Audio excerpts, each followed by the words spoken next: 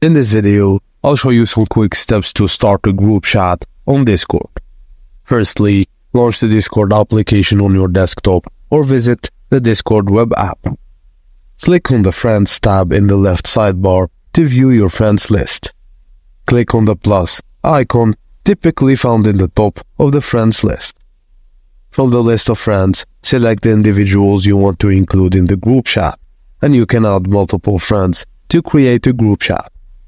After selecting your friends, click Start DM to initiate a direct message conversation with them.